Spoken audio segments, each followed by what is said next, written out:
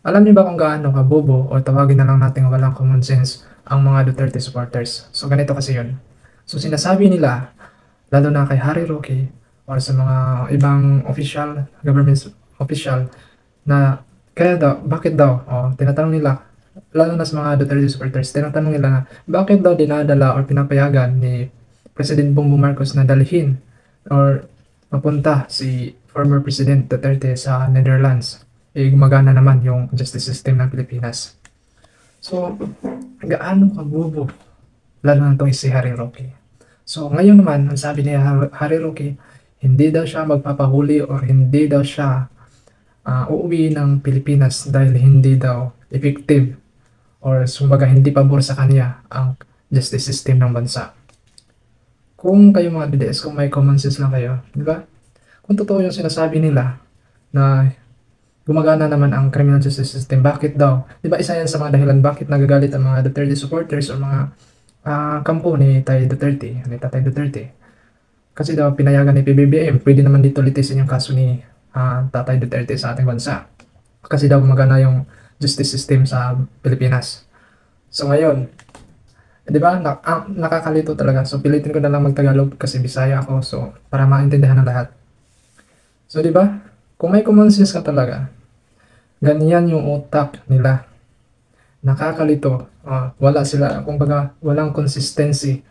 Sabi nila, gumagana daw ang criminal justice system, kaya nagagalit sila na pinayagan ni President Bongbong Marcos na mapunta sa Netherlands or sa The Hague si Tatay Duterte.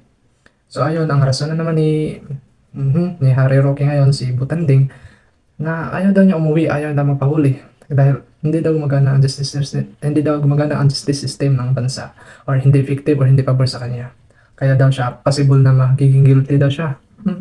So kung ganun pala, edi ba't nagagalit kayo kay President Bongbong Marcos na hindi pinigilan ang mapunta si former President Duterte sa Netherlands? Kasi akalain mo, International Criminal Court yan. Kung magaling, kung hindi effective, imagine, hindi basta-basta yung mga judge or mga lawyer, o mga judge or nandun sa International Criminal Court. So wag nyo sabihin na galit pa rin kayo hanggang ngayon, no? Mas maganda doon, hindi naman ibig sabihin na under trial si former President Duterte is guilty na siya, di ba?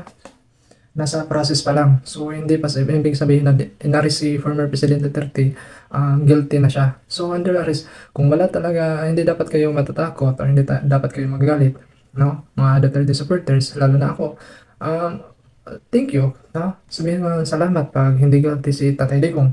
Pero pag guilty si Tatay Digong, hindi naman natin pwedeng i-disrespect natin yung mga EJK victim, no? As human as we are, dapat may respeto tayo. Hindi natin isipin yung sarili nating kapakanan, dapat isipin din natin ang kapakanan ng ibang tao, no? Kasi pag sinabi natin nagalit lang tayo dahil kay Tay Digong, hindi natin iniisip bakit kaya napunta si Tay Digong doon.